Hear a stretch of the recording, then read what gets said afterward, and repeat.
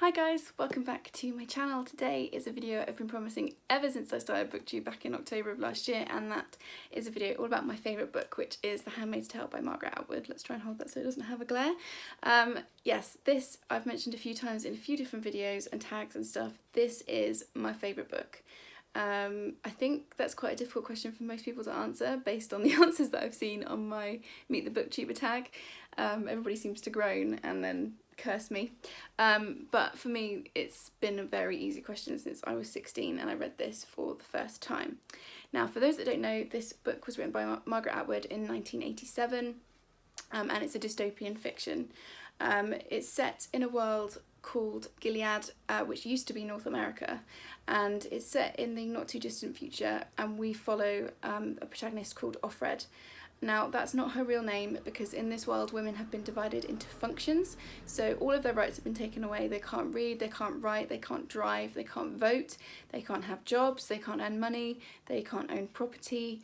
They are fully under control of the men of the society, and as I said, they have been divided into functions. So a woman in Gilead can either be a wife, they are the wives of the powerful elite men who are known as commanders, and they wear blue.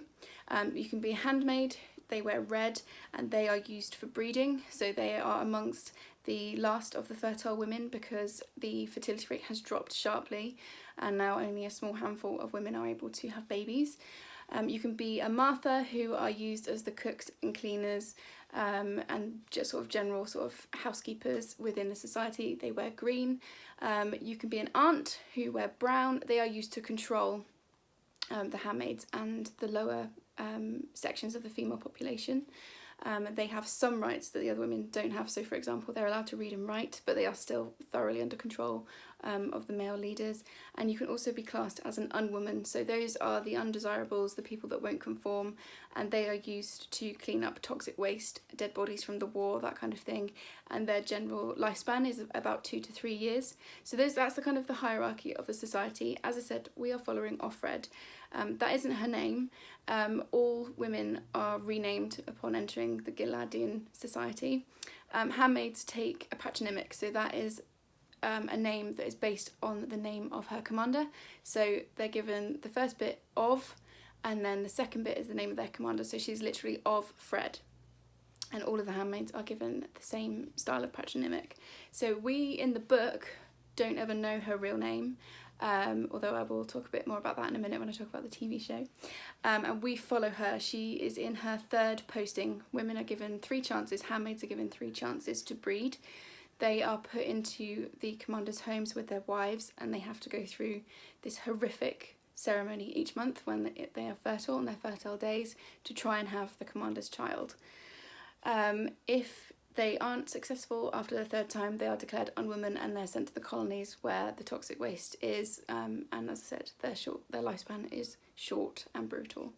So we're following her, and it's really difficult. It's not a very long book, it's about 300 pages, and I really can't say any more than that without giving spoilers. I've seen other people talking about this book and criticising it because they say that Offred doesn't really have that much personality and she's quite bland, and that's true, but the point of her is she's supposed to be a mirror through which the reader can look at themselves and think about how they would behave and what they would do in this horrendous situation. She's also supposed to be the every woman. She's, you know, she talks, she's able to remember the time before, which is what she calls it, before the Gilead regime came in, and she had a husband and a child and a life and a job and a best friend, and she wasn't someone who was active in terms of protesting things. She was very passive, and she talks about that, about how, you know, she kind of woke up one day and this has suddenly happened, and she's got a friend called Moira who had been warning her for years, but she's very much the standard, you know, every woman who thought that everything would be fine and kind of naively trusted in her government, and suddenly finds herself in this horrendous situation. So that's the kind of synopsis of the book, as much as I can really give without giving spoilers. Although with the TV show these days, I think probably most people know what happens in this book. I do need to give warnings for rape, sexual assault, murder, and general kind of violence. There are some very shocking things that happen in this book. I first read it as an AS level student, so in the UK I was 16, 16? Yeah. It's the bit where you leave middle school, high school, and go into college. It's the first year of that. I read it for my English literature AS level, and it's my favourite book because it literally set my brain on fire. Up until then, I had lived a very privileged, upper middle class, predominantly white life, and I was completely unaware of my privilege, and I'm kind of embarrassed to admit it because I was 16, so plenty old enough to know better really. But this was the first book that made me look at the society that I lived in and the rules that I was being given, and made me question it. And so that's why this book is so important to me. It also feels like one of those books, I read this at least once a year, so I've read it, well, I'm 32, almost 32, so this was a good like 15, 16 years ago I first read this book, and I've read it at least once a year since. I've read it a lot, and I feel like every time I come back to it I get something new out of it. So the things that I noticed as a 16-year-old are obviously still there, but now when I reread it last month I noticed more things as a 31-year-old, and there are things in here. When Atwood wrote it, she said that everything that she put in here had already happened somewhere in the world, because she didn't want to be accused of sensationalizing or making things up, or just, you know, just being one of those crazy feminists who just make up a worst case scenario. So everything that happens in here had already happened in the world, but there are things in it that are happening right now again, particularly in America, but it is also, there are rumblings of things happening here. So abortion laws being changed or revoked, things that could lead us in this direction, and I think that's why it makes it still incredibly relevant and a little bit scary. So this is my original copy for when I studied it for A-level, AS level and A-level, and it's got like all of my annotations and stuff all the way through it. I don't annotate books unless I'm studying them, but like the pages are starting to fall out. I've had to tape that one back in. And I'm not a particularly sentimental person, but I have kept this all these years, and it just does mean an awful lot to me. So that is the book. There was also a film, I'm gonna have to refer to my notes now, which was in 1990, which starred Natasha Richardson and Faye Dunaway. And I remember watching it and thinking, kind of gets the story, but it doesn't really get like the fear and the terror, I personally don't think. And it was very like 90s the way it was shot. I mean, it does give you the story, and it's only a 2-hour film, they've only got a certain amount of time, but I didn't feel like it had properly like scratched the surface.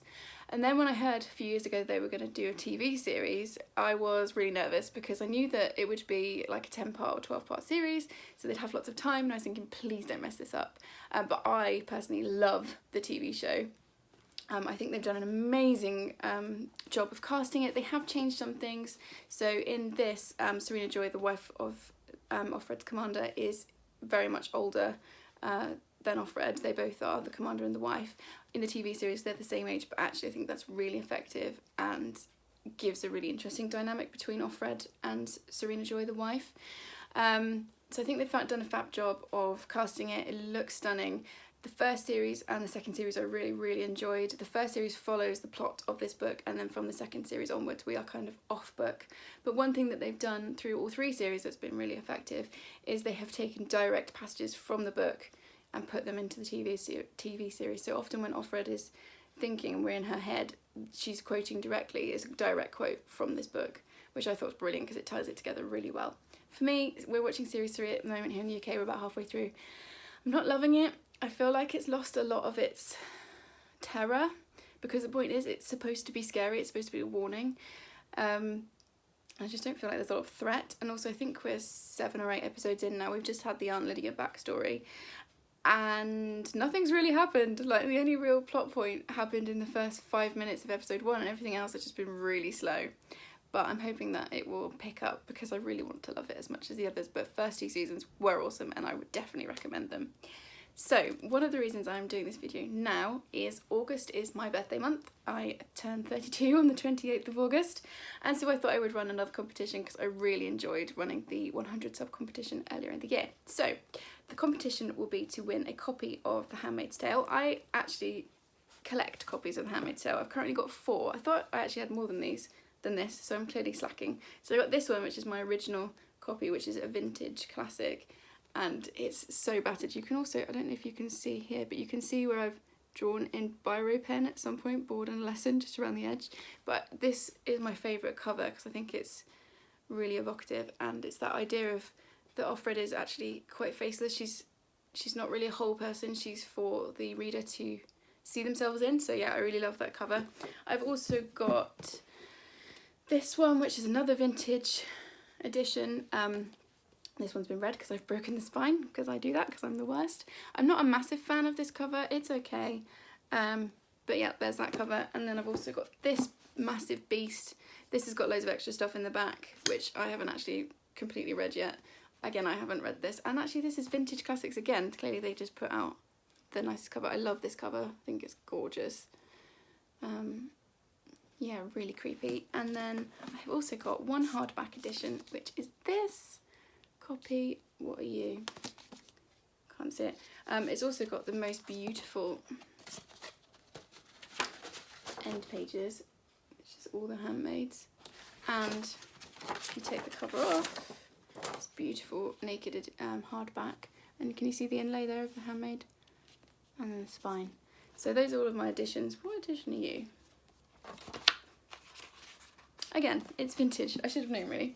So the competition will be to win a copy of The Handmaid's Tale. I will also put in some bookmarks, snacks, and just general goodies. It will be to win a hardback edition, so this vintage edition will be the prize, and you can enter across all three of the platforms that I use. So that's YouTube, Twitter, and Instagram.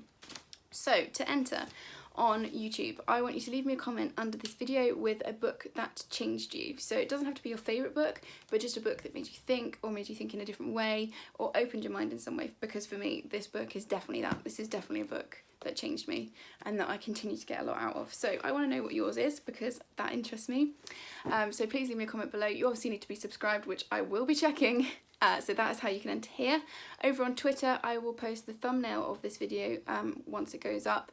All you need to do is comment below, again, with a book that changed you for one entry, and then for another entry you can retweet that tweet of the thumbnail. And again, you need to be following me on Twitter. And on Bookstagram, I will also again post the thumbnail, and you can comment on that picture with a book that changed you. And also you can post it onto your Instagram stories and tag me in so I can see it. So there's loads of different ways to enter. You also need to be following me on Instagram. So basically, I want to know a book that changed you, so we can have a chat about that. And I will pick a winner on my birthday, which is the 28th of August. So you'll have 3 weeks from the day that this video goes up to enter. It's in no way linked to any of the platforms. It's just me doing it by myself. I will pick a winner at random, and if you want to put a different book on all 3 platforms, that's totally cool. And good luck, and I will see you in the next one. Thanks guys, bye!